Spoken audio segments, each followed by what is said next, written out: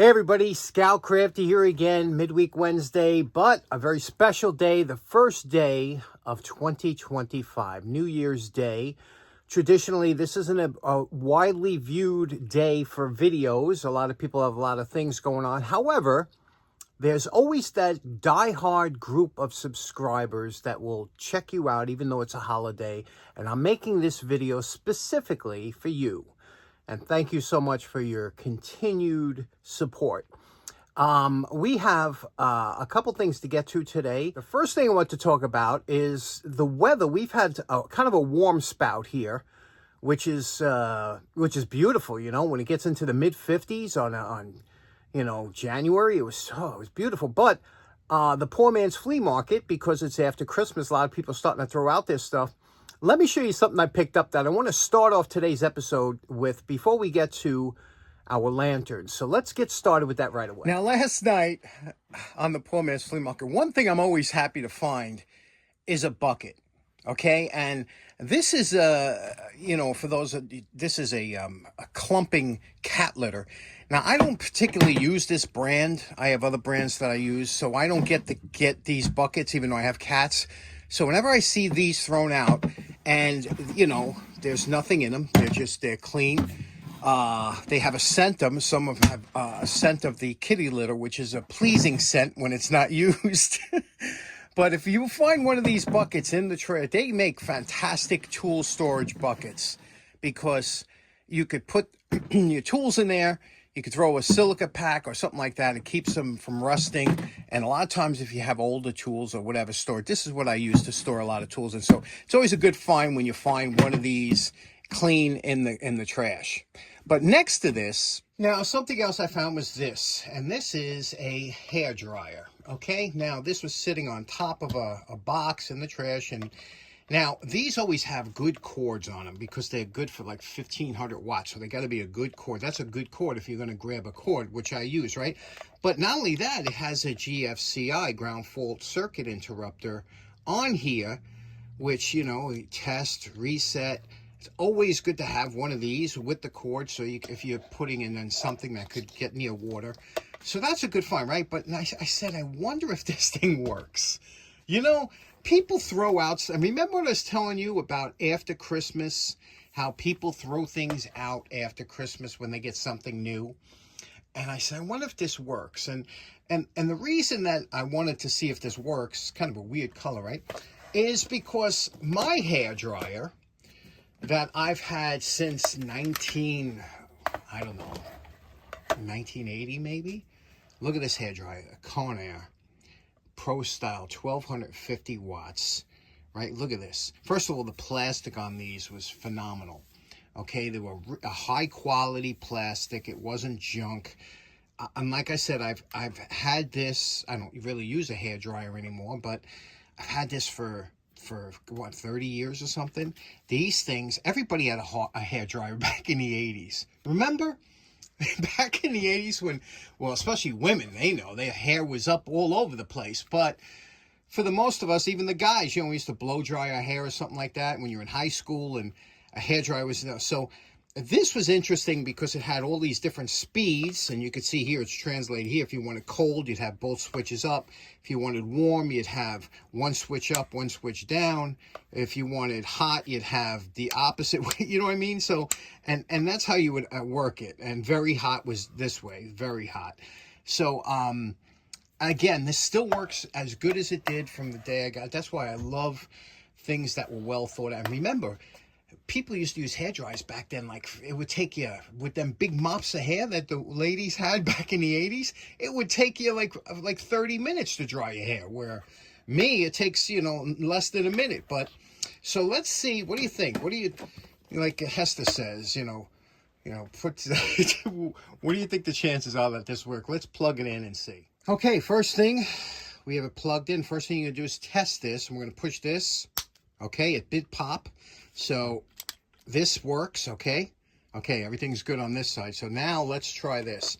This looks like a slide switch here. Let's push it up once.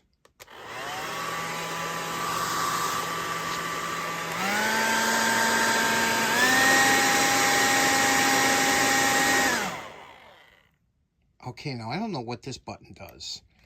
This button does something. I don't. Oh, maybe it cools it down. Maybe it takes away the heat. Let me, because it looks like a snowflake on there. Let's see.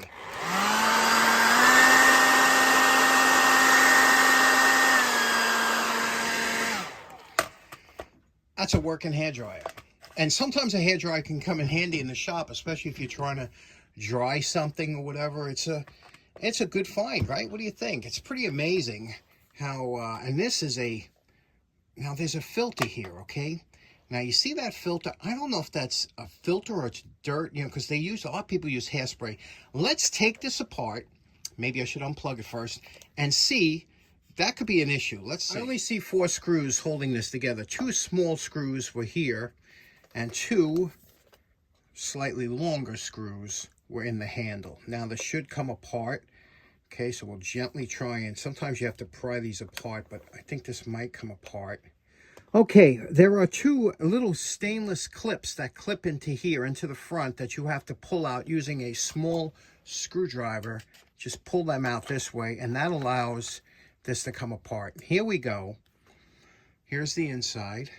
Okay. Now, this is why I took this apart. You're probably saying, why are you taking this apart? You see that filter? That filter should just be a screen. Do you know what that is in there? That's not a filter material. That white stuff. Do you know what that is? Some of you do right away. That's hairspray. Hairspray is the biggest problem, and this was probably overheating and shutting off. Look, and you can see some of it here. You see this? That's hairspray. Now, when you spray hairspray and you're using this, it's going to clog up the filter and it's going to give you an issue. So that's where we're going to see here. We're going to vacuum. This is probably some kind of heat material around the coil. And let's vacuum this out. Okay, over here, if you notice, there's no metal in this thing at all. Here's this cone. God only knows what this thing's made of. Some kind of super heat resistant material. And that tape, I saved this tape. I hope it's not regular cellophane tape. But you can see here, this is the resistant coil material that glows, that gets hot. And it just has a simple fan, brushed motor here. A simple fan that blows through and blows that hot air through there. So all we have to do, really, the key thing is to clean out these filters here. Now, I don't know. I'm just going to take this here, since this comes apart, and I'm going to try and rinse this out. Now, remember what that looks like. I'm sorry if I was out of frame. Remember what that looks like. That should be just screening. That's what it's supposed to look like. You see that? That was filled with hairspray. Look, the other side untouched yet. I'm going to have to take this, but I just used a toothbrush and some citrus cleaner. Just sprayed it in. Comes right out with a little bit of warm water. That's all it needed. That's what the problem was with this hairdryer. Now, you do have to take the insides out to clean it, which is really nothing, but that screen has to give you flow. And if you had a problem with the switch, you can always spray the switch now, but we have no problem with the switch. Everything looks good. The motor looks clean. I don't see anything. That's another thing. Keep an eye on the motor. If there was any gunk in there, but there isn't, I don't see any. You could spray that, but let's put it back together. Make sure we don't have any, like there's a bit of some kind of hair on there. We'll take off. And we're back together, all cleaned up. And you know, it's funny, I took this for the cord, but it turns out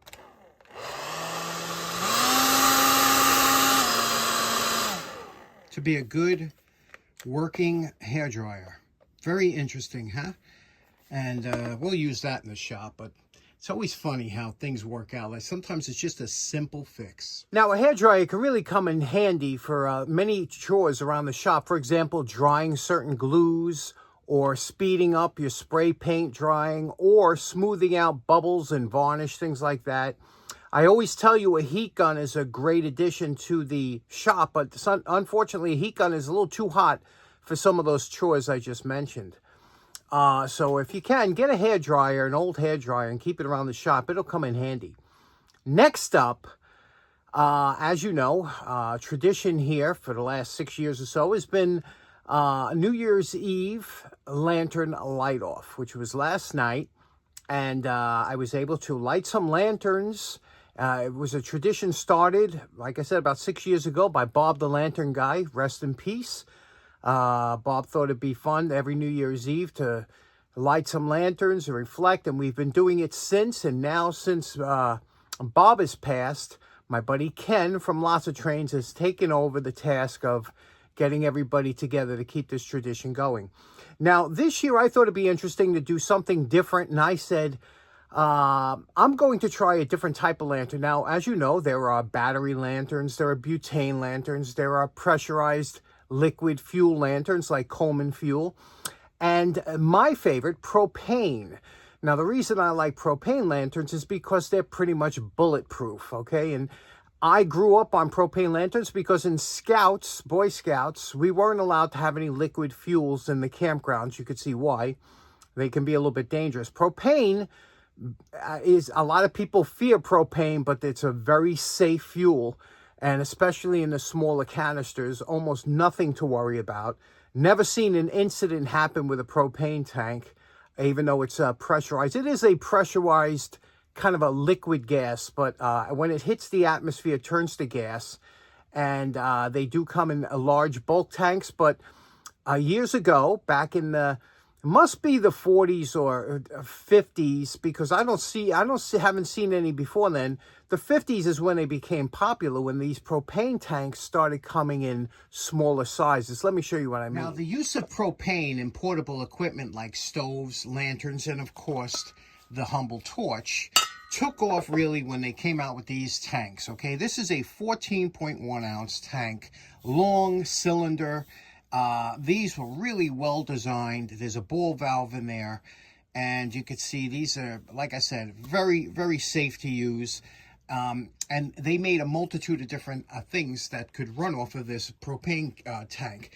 Since then, they developed this tank here. It's a little bit more. It's got 16.4 ounces, so it's a little bit, it's a pound of propane, but it's a shorter and a wider tank, okay?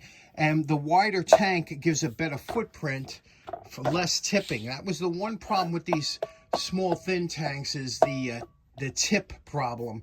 But other than that, these are the ones you buy now, and you can even refill these. But the funny thing is that there's actually a limit on how long these tanks are supposed to be used, although I have tanks that are many, many years old. But Burns-O-Matic was real big in starting off with lanterns and things like that. But let me show you some of the early propane lanterns that started it off. Now, this is a early mid-50s Turner camping lantern, and you can see this was a common design back then, and you can see it was very simple. All it was a sheet metal little tube that had a tube coming up that would hold, this is called a mantle, and that's what would give you the light.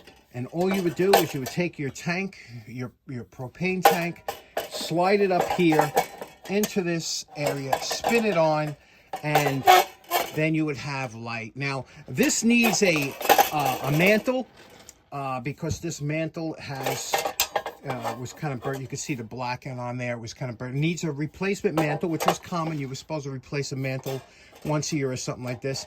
This hasn't been lit in maybe 10 years. But like I said, because these things are bulletproof, let's go outside and light this up real quick. Now you could see here by the burning of the mantle that this mantle needs to be replaced. Probably could use a little bit of a cleaning. Like I said, this has been sitting in the attic, but I just wanted to show you that, like I said, these things are bulletproof. Next up, we have one of the more wildly popular lanterns back in the late 50s, and this was the Burns-O-Matic propane gas lantern, one of the early ones. And you can see here, the tank is already installed. Haven't touched this in many years. This one here, the mantle looks good. And again, I should change it, but I'm just going to show you. We're going to run this just the way it is after not running for years. The tank is already installed. That's just the way it sits on the attic. The only thing I have to do with this, I have to respray the top, where the top got a little bit rusty, out in the rain or whatever. It just needs to be resprayed silver. They even sell reproduction decals for these. That's how they become quite collectible. Let's light this up, see what this looks like outside.